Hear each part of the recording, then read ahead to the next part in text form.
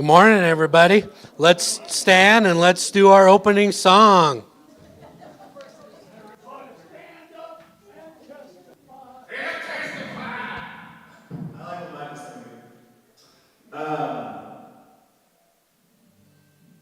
So if you haven't already, I'm gonna highly recommend the watermelon that's out. It's really, really good. This is what I'm thankful for this morning. It's incredible. Try it. I mean, seriously, it's like the most revelatory thing that'll happen here today. Do you guys know this one? What's up? Above my head, up. Okay, cool. Up above my head, I hear music in the air. Up above my head, I hear music in the air. Up above my head, I hear music in the air. Well, I really do believe there's a heaven somewhere. Alright, next slide. Okay, we're saying all in this room. I hear music in the air. All in this room, I hear music in the air. All in this room, I hear music in the air. All in this room, I hear music in the air. Well, I really do believe there's joy somewhere. Let's go, but there is more. You guys are lying to me. Well, up above my head, I hear music in the air. Up above my head, I hear music in the air. Up above my head, I hear music in the air. Well, I really do believe there's a heaven somewhere. All right, so do all in this room one last time. All in this room, I hear music in the air. All in this room, I hear music in the air. All in this room, I hear music in the air. Well, I really do believe there's a joy somewhere.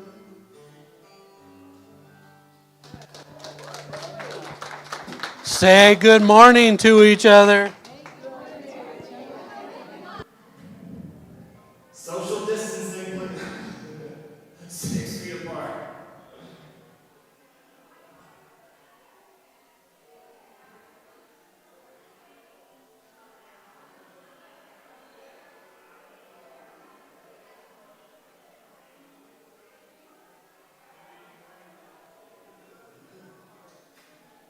Like Saudi Arabia.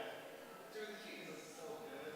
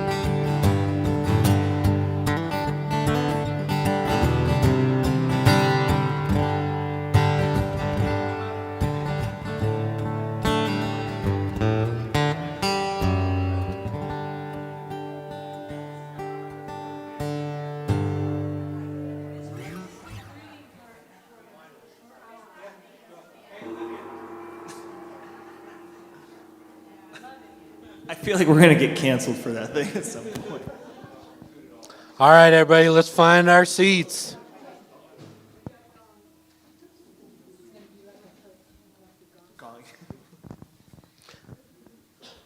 Welcome to Unity.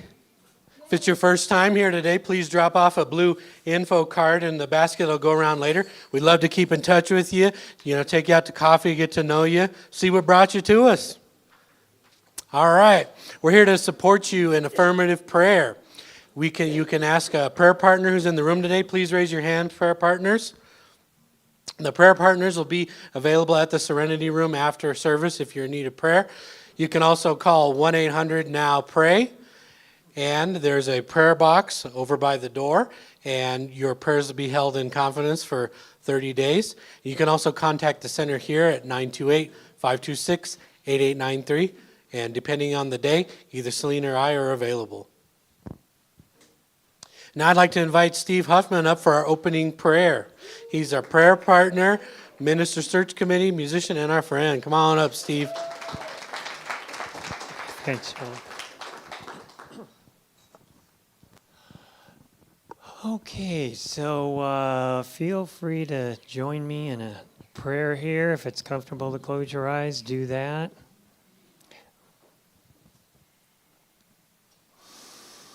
So right now I know the presence of infinite spirit,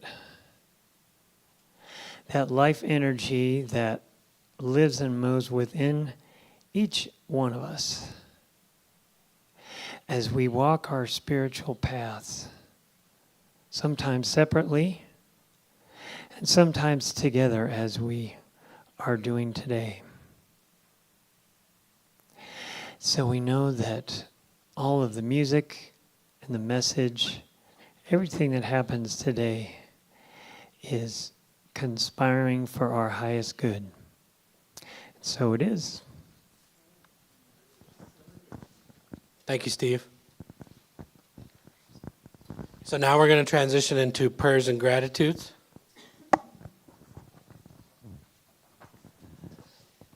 Does anyone have a gratitude or a prayer that they would like to share with the congregation? And we've got two people, Marilyn and Dave, with mics back there.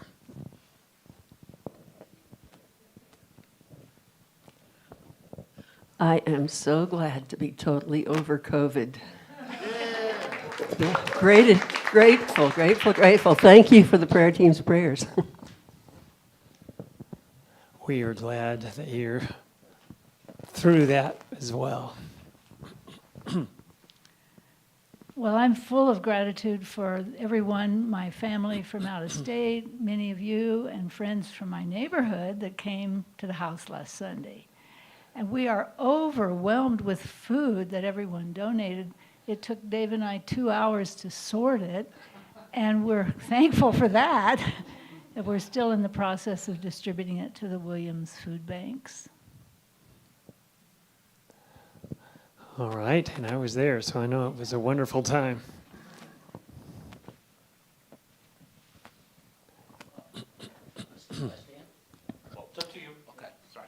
I'm grateful that I'm in the AA program and I have quit drinking.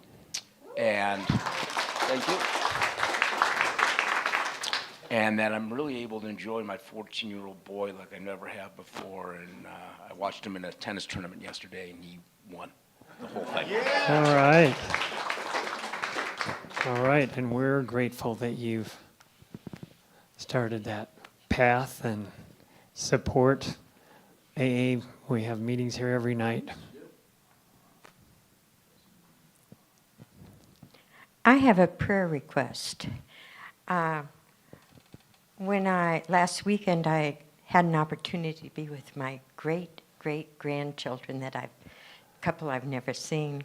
And I was spending time with my great-granddaughter, and she's living in a home with a mother-in-law that doesn't like her. And so, so my prayer request, they have a home that they're supposed to be moving into as soon as everything can get completed.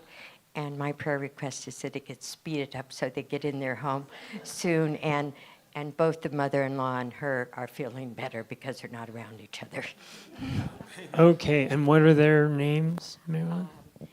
Her name is Ainsley, my great-great-granddaughter, and her I don't know. Anyway, they're all young. And I'm old. So I think her mother-in-law's name is Patty and her name is Ainsley. Okay, great. Okay, so I'm affirming for Ainsley and Patty harmony and love, and that expanding relationship in their new home. Thank you. This may seem like a very silly thing to be thankful for, but I'm thankful that my car was totaled because I really didn't like my Prius. I just really hated everything about that car. And it was totaled by a semi-truck tire, so it's worked out in my favor, and I'm completely fine. But I'm very thankful to be rid of it, and it's just like I don't have to make a car payment. I just go buy a car now, and it's great. It's a wonderful blessing in disguise to get rid of that car. Oh, I was so thankful when the State Farm called me, and they're like, it's totaled. I'm like, And hopefully you were not in it when I it was in it, but it was okay. It's fine. So you're okay. So I was thankful smiling. for that. This is not fraud. Let's be very clear.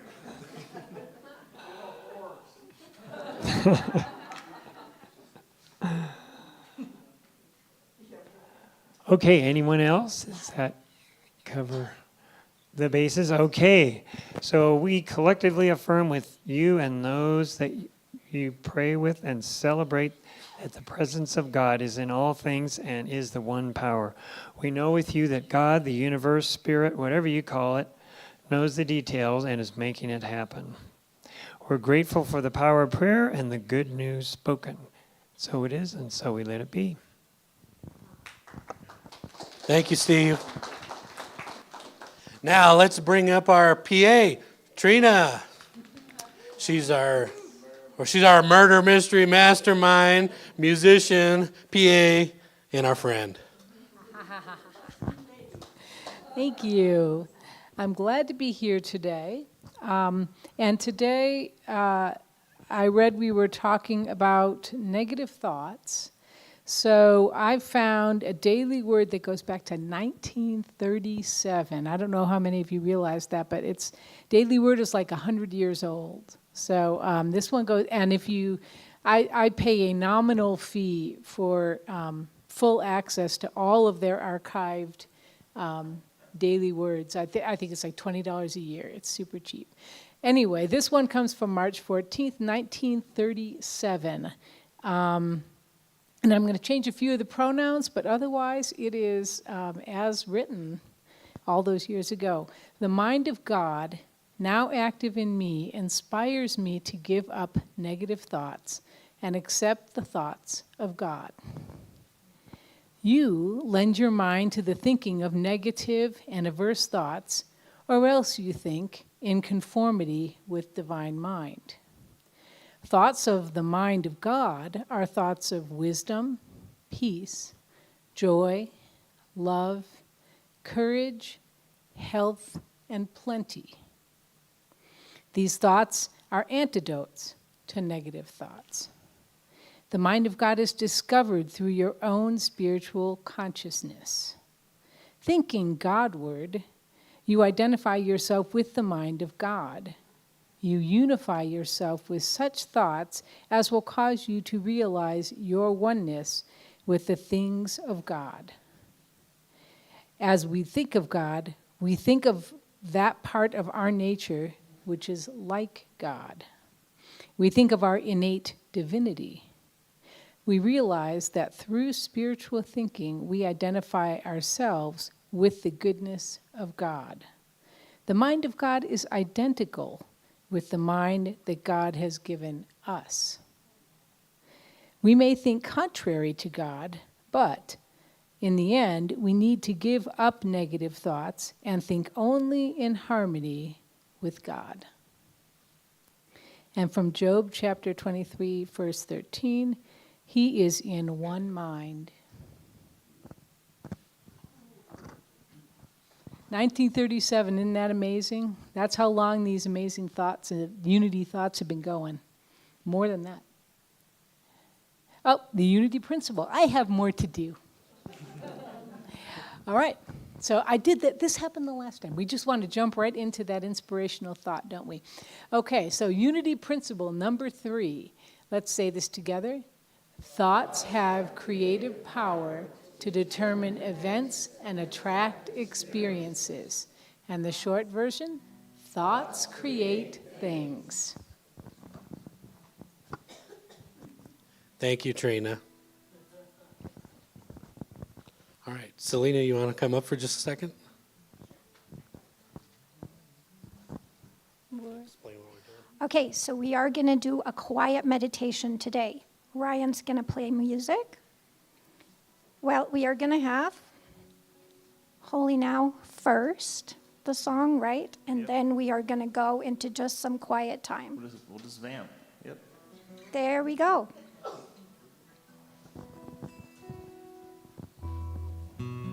I actually just got a text from Peter Mayer yesterday, which is cool. He actually wants to come play for us in November. So I'm trying to, we were trying to get him in here in February, and he's trying to come back. And so we'll talk about it. I need some help with that. We'll talk about it later. So it's just kind of fitting. He was bugging me, and so I was like, I'll talk to people on Sunday.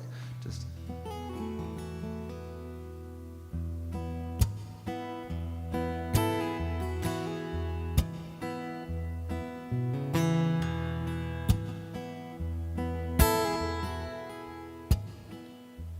When I was a boy each week, on Sunday we would go to church, pay attention to the priest. He would read the holy word and consecrate the holy bread, and everyone would kneel and bow. Today the only difference is everything is holy now. Everything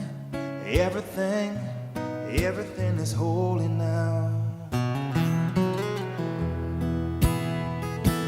When I was in Sunday school, we would learn about the time Moses split the sea in two, and Jesus made the water wine. And I remember feeling sad that miracles don't happen still, but now I can't keep track, 'cause everything's a miracle. Everything's a miracle.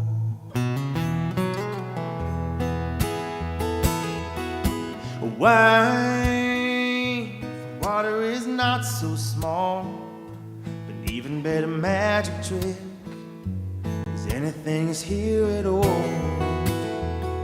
So the challenging thing becomes not to look for miracles, but find where there isn't one. The holy water was rare at best, it barely wet my fingertips, but now I have to hold my breath like I'm swimming in a sea of it. It used to be a world half there, heaven's second-rate hand-me-down, but I walk it with a reverent air, 'cause everything is holy now. Everything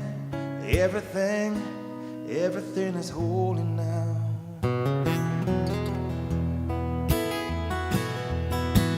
Read the questioning child's face, say it's not a testament, that'd be very hard to say.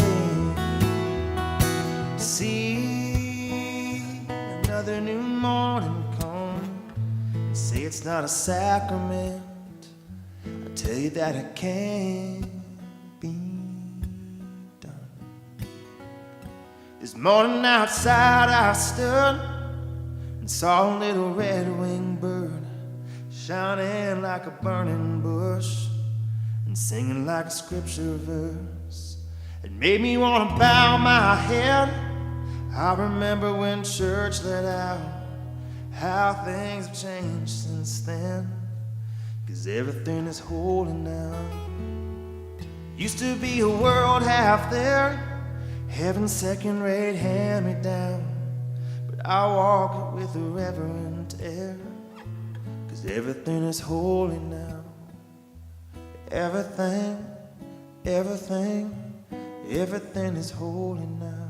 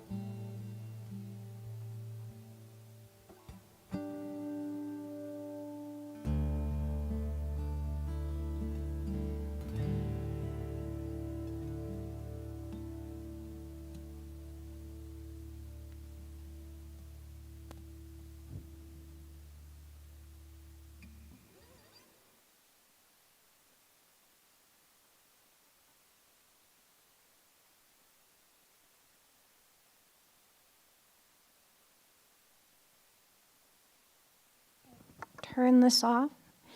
Good morning. Seems like I have quite a few things here. Hold on. In my hands. So, we've just spoken together the principle number 3, and Unity teaches that thoughts have creative power, and they determine events and attract experiences in our lives. And when we repeat thoughts over and over, they become beliefs. And sometimes the beliefs that we hold us back. They become limiting beliefs. And so when something's not working in our lives, this is really the universe inviting us to take a look at our beliefs and see if we need to change something. So what I want to talk to you about today is a limiting belief that I held for a long time and that I needed to examine, and I needed to go on a journey to work through it. So, doing this double-fisted. So as many of you know, I grew up in Switzerland. Let's see. My grandfather was a machinist. He built turbines, and then he would be sent into different countries to set up the turbines. He would travel with the turbines and set them up in the foreign locations.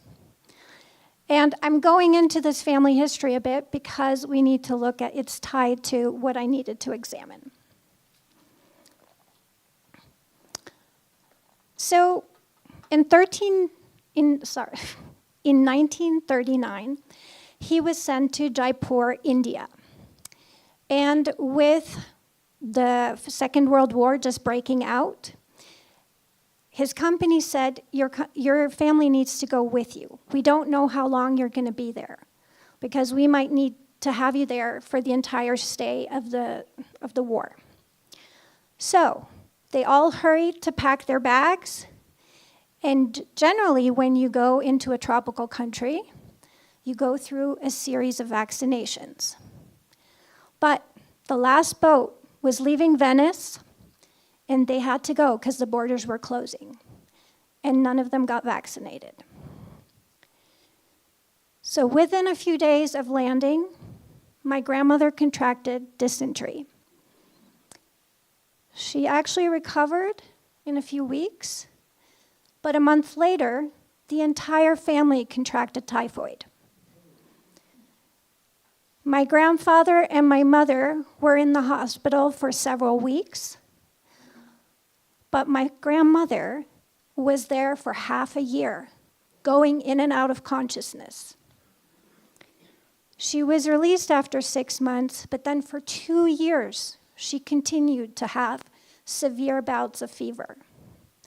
So what you see here in this picture is my grandfather. In the 30s, usually fathers weren't taking care of their kids, but they were thrown into that situation. So he spent a lot of time with my mother while my grandmother was in the hospital. And here's the picture of my mother, with my grandmother, and you can see she's kind of looking like a ghost because she had been so sick. So all of this cemented a belief in my family that we are frail. And of course, it made sense, right? They had gone through hell, and now they had very frail constitutions. My family moved back to Switzerland after the war and lived in a first world country for the rest of their lives. So, here's my mom, me, the little toddler, and my sister, 3 years older than me. I was born in the late 60s in Switzerland, and we had all the advantages of more modern medicine. I was perfectly healthy at birth. And this is where things get wonky, because my mom's belief transferred onto my sister and I. And she raised us to believe that we were frail. Whenever we weren't feeling good, we immediately had to go to the doctor and had to get medical attention. And it was accurate for my mom, but it wasn't really accurate for us, right? But because we repeated the statement that our family is frail, it became a reality. Whatever we focus on becomes larger in our lives. So I fought food sensitivities my entire life. I didn't have the energy that other people have. And whenever there was a cold going around, I knew I was going to get it because I'd been trained to think that way. In my 30s, I started going to Unity. And I started to become aware of this concept of limiting beliefs. I started actively working on beliefs that I was holding, relationship beliefs, financial beliefs, and I was able to work through them and come out the other end. But when it came to my health, my limiting beliefs stuck to me like glue. I could not get rid of that. And so no matter how many affirmations I confirmed, over and over to say, I am healthy, I am strong, didn't matter. I'd get sick, I'd feel weak, and it just stayed. So I thought, I need a different approach. I need a physical approach, not a mental approach. And I thought I need to let the divine in, because trying to do this by myself is clearly not going anywhere. I had learned about the Camino in Spain from my father. He hiked many different stretches of it throughout his life. Also, my daughter Olivia, who's visiting today, her high school class from Phoenix, the Waldorf school, took their graduating class, and they walked the Camino. So I was familiar with it. And the purpose of a pilgrimage is to connect with the divine and find answers to life's profound questions. I thought, that's what I need. All right.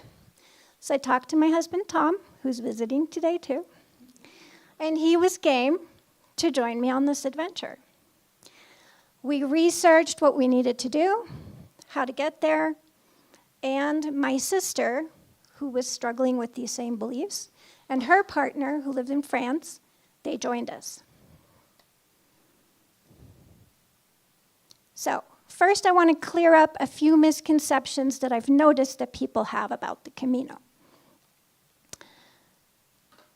This is a map of Western Europe, and all of these lines are the Camino. You can walk any stretch in any of these countries, and you're walking the Camino. It ends out here on the northwestern corner in Santiago de Compostela, in the province of Galicia in northern Spain. In Santiago, there is a huge cathedral, and the bones of the apostle of St. James are buried there. So that's what, in the Middle Ages, had people walking to Santiago. And it continues. So when you hear the Camino, you're probably thinking of the French Camino, which starts in the French Pyrenees and goes all the way to Santiago. It takes about a month to hike that. That is not what we did. We walked the winter route, which is a little southeast of the French Trail. And it's called the winter route because the pilgrims in the winter could not cross the mountains. And so it goes through a more flat area. However, let me tell you, it was not flat.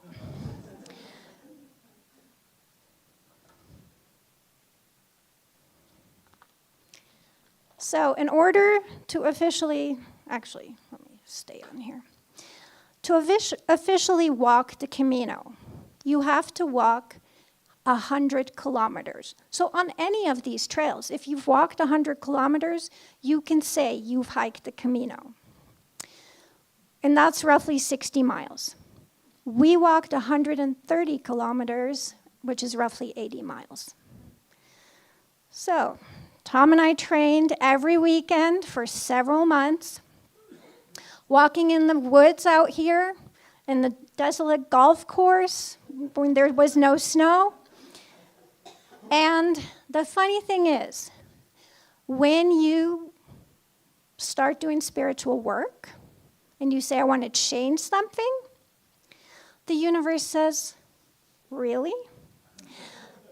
And don't think that there's angelic chants and that are enveloping you and golden light coming down saying, you know? No. The universe says, how sincere are you? Let's test you. And then it throws the kitchen sink at you. So it didn't wait until Spain. As we were walking every Saturday, my legs got super stiff. And we would train in the afternoon. I could barely move. On Sundays, I'd be here, and I could barely make it to the office upstairs. And my first inclination, of course, was I shouldn't be doing this. I'm too frail. But I can continue going. Then my toes started to turn blue. Because the thing is, when you walk with the same shoes you usually wear, but you walk a lot more, your feet swell, and your toes hit, and everything turns blue. So I said, maybe I shouldn't go. But then I looked at the situation, and I said, I'm not dead. My toenails are still there. They may be blue, but they're there. And you know what? The trip's non-refundable. We spent way too much money on this. We can't stay home. So I went to buy magnesium lotion, which helps your muscles. I had a nice chat at REI with the people, and they gave me bigger shoes, and off we went to Spain. So here's all four of us on the first day. We're all still beaming. And what you can see there is the symbol of St. James. It's the seashell. Marcia allowed me to wear her husband Ray's necklace that he brought with the seashell.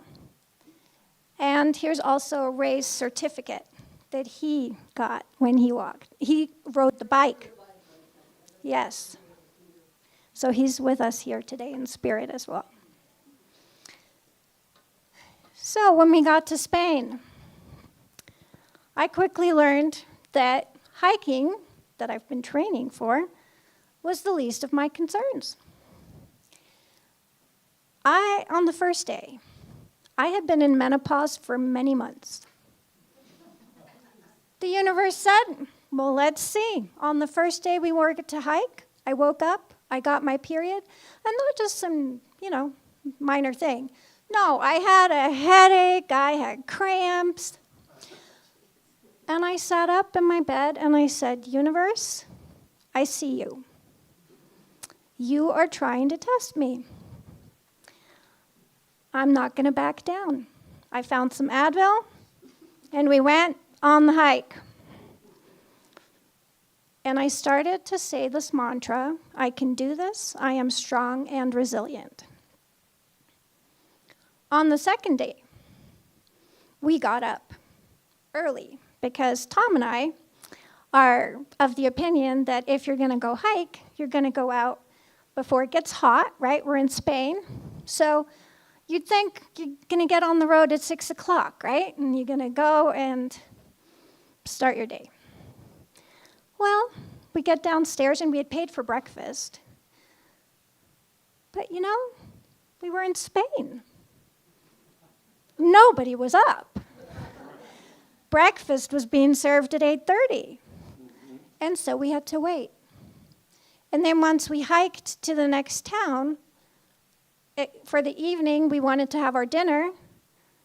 No one opens a restaurant before 9 o'clock. You can't have dinner. And so we had to adjust.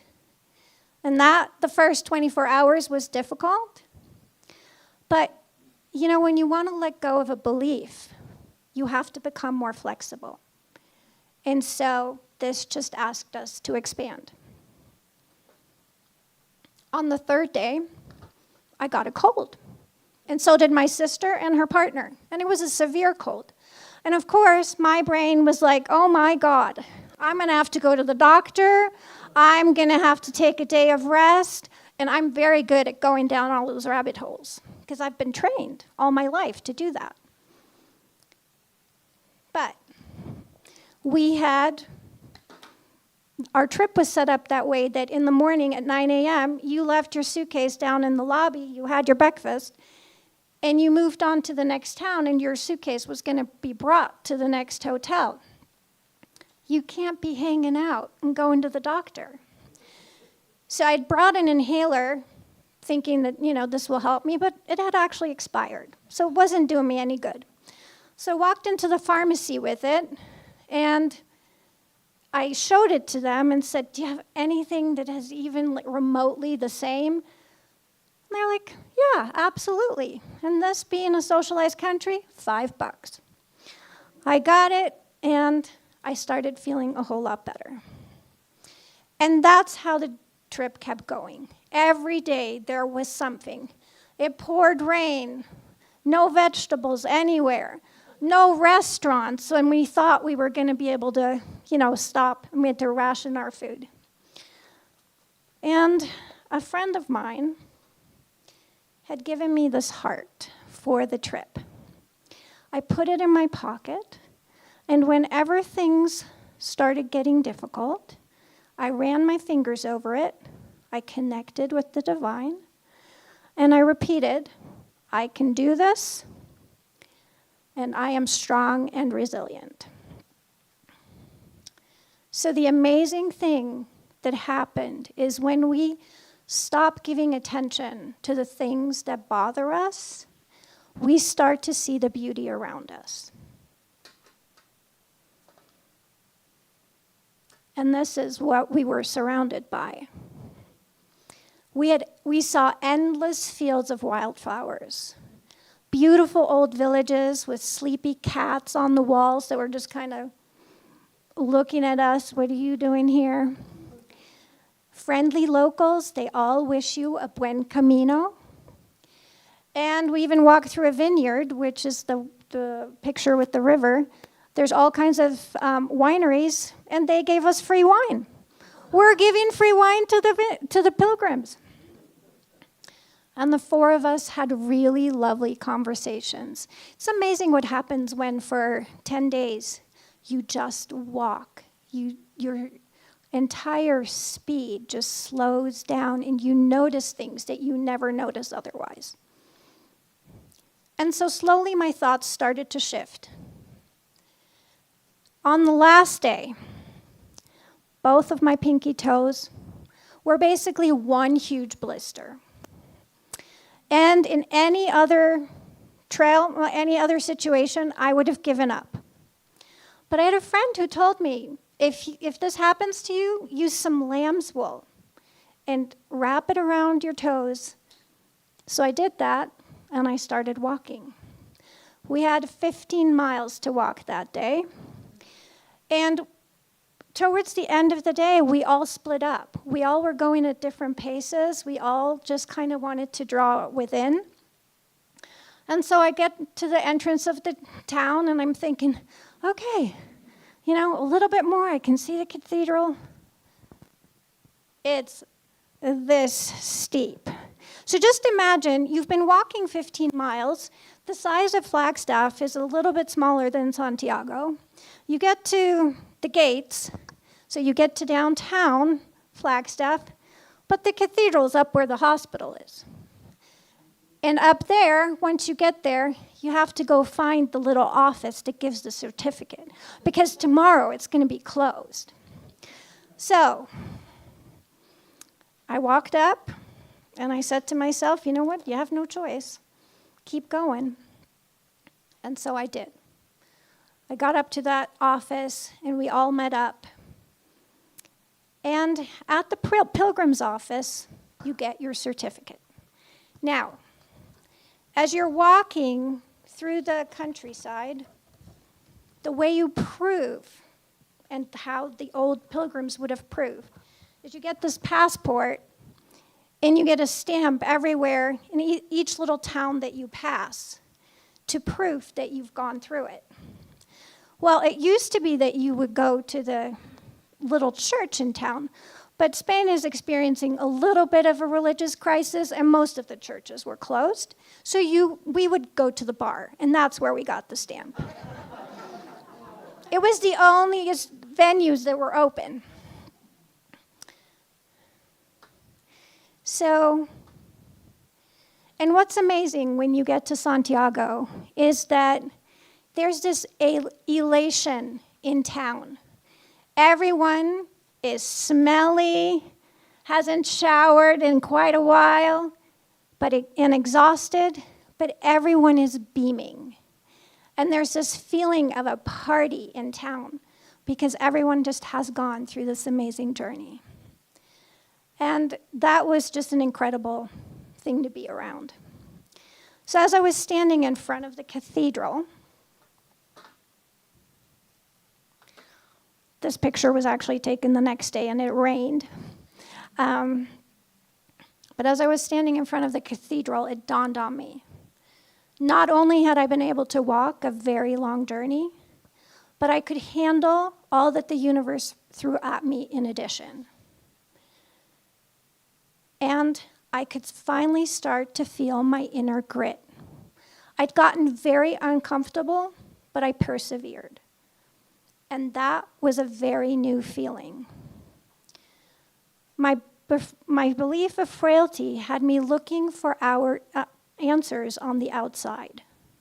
And this journey taught me to start looking inside, to connect with my inner divinity, and to create change that way.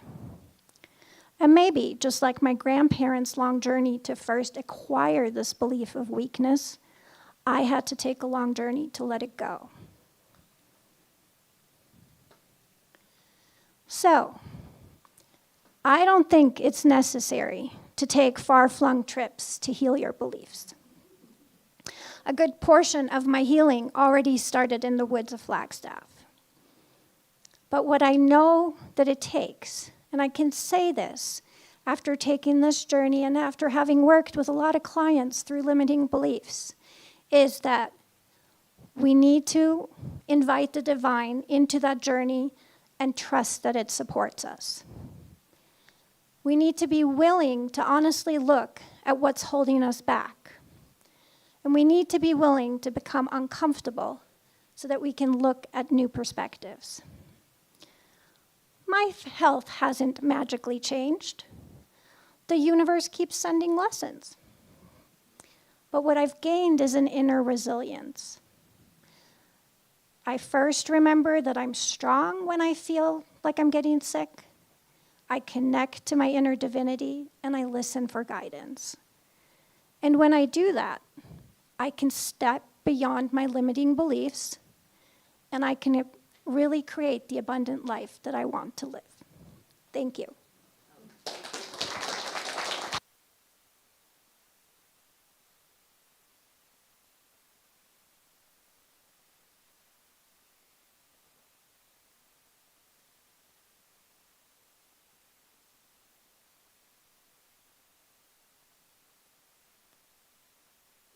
Check, check. Where is that at with Penny? Well, glad I was there for it. So this next song is a song of mine that I wrote probably about a decade ago, and it comes from a quote from St. Francis of Assisi. It said, "Go everywhere," and I'm going to butcher it, but travel the highways and byways and preach the gospel, and use words if you have to. And I think that fits.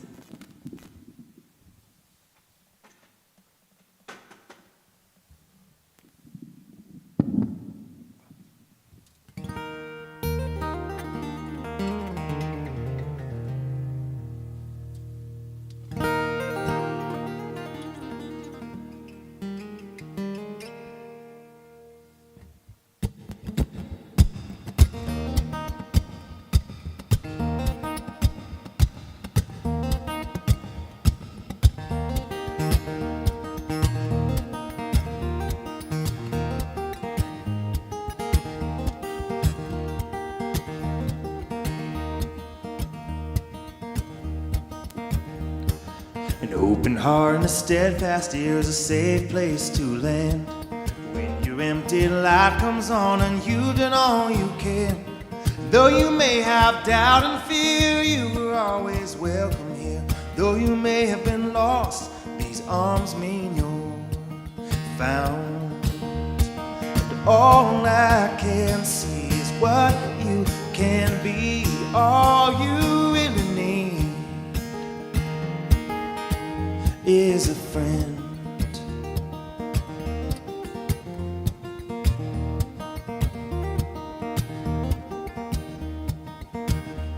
Compassion, grace, and a little free food is what the whole world needs. Spread this good news everywhere and salvation you will see. And live this life with a loving plan.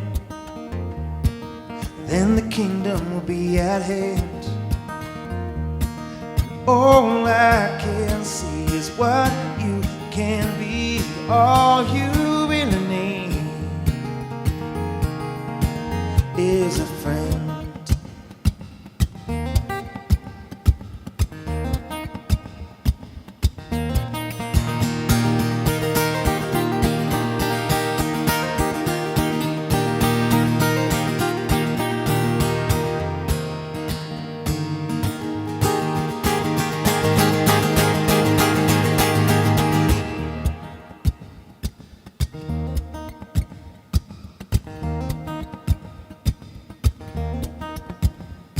There's no way that I could say just what you mean to me.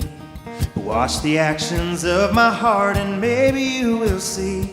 See, I have wandered quite a while just to see your silly smile.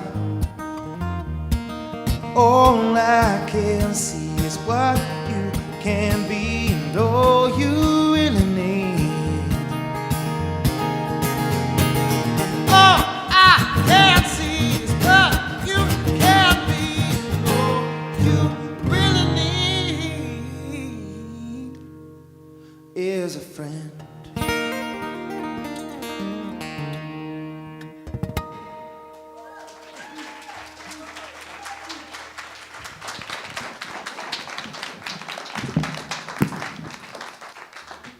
Ryan Bider, everybody.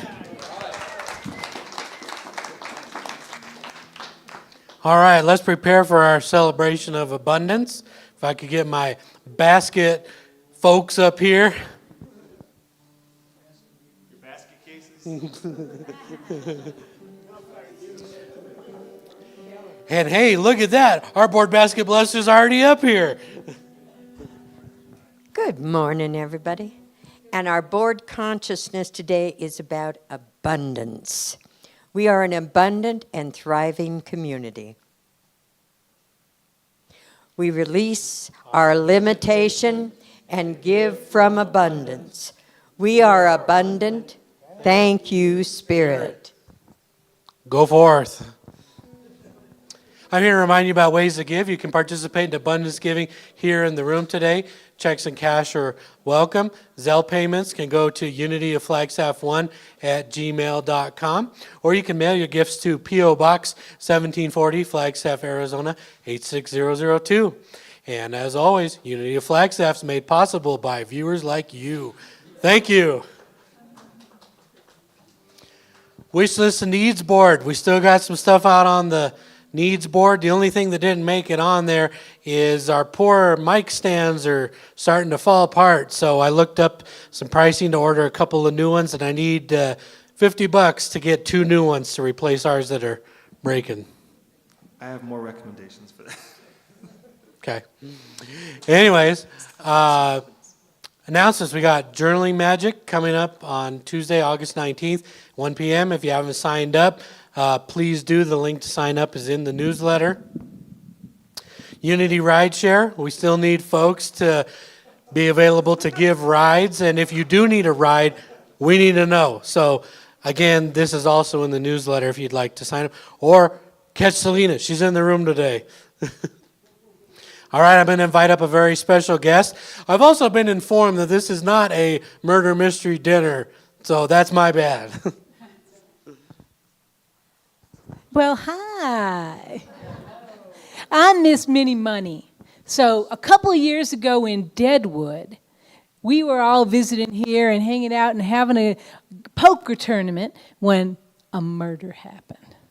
Now, that's not going to happen again, but I just wanted to invite all of you to our mystery. I'm calling it a night of mystery because there's really not a dinner involved. And if I call it mystery theater, then people start to get nervous that they have to memorize lines and stuff, and that's not really what it's about. So ask me. I'll be out there. But it's a fun community experience, and you get to vote right now between Vegas and the circus. So decide where you would like the next Definitely Not Murder event that's going to be happening in October sometime. We're thinking maybe mid-October. So please join us and ask me questions if you are the least bit curious or interested. You haven't done it in the last couple of years, but you want to know more about it. It's a really wonderful, fun community building experience. Ask a bunch of us who've done it before. Steve's done it a bunch before, and yep, Marcia. Is it a fundraiser? It's a fundraiser. Yes, it's a fundraiser. But underline the fun part. It really started as just being a community builder, but it's really become a fundraiser as well. So yes, it is a fundraiser. But talk to some of the people who've done it. Bruce and Bonnie have done it. Helen and Michael have done it a bunch of years. So it's a blast. All right, that's it. I wasn't going to talk about Daddy's troubles from a couple of years ago. Thank you for the update. As a reminder, this voting poll is also in the newsletter, and I'm going to leave the voting open until Friday, August 22nd. All right, spiritual workshops. I don't have too much info about this, but the info's out in the foyer. You can take a pamphlet and read through it. If you do participate in these spiritual workshops, mention that you're from Unity of Flagstaff, and 20% of your tuition for the workshops will come back to us. All right, let's bring up the baskets, please.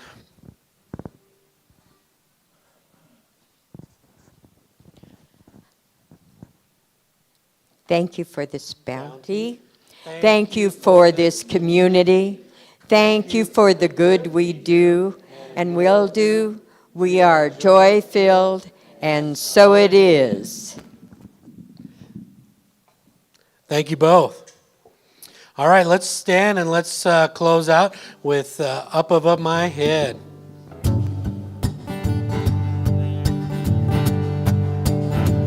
Up above my head, I hear music in the air. Up above my head, I hear music in the air.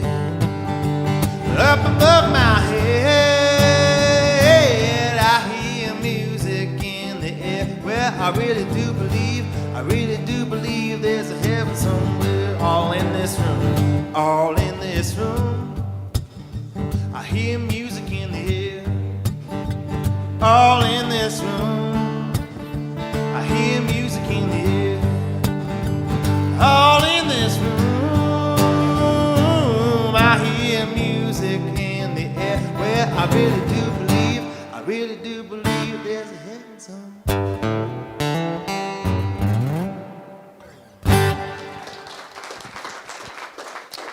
Now, if you'll join me with prayer of protection, The light of God surrounds us. Claim the light. The love of God enfolds us. Claim the love. The power of God protects us. Claim the power.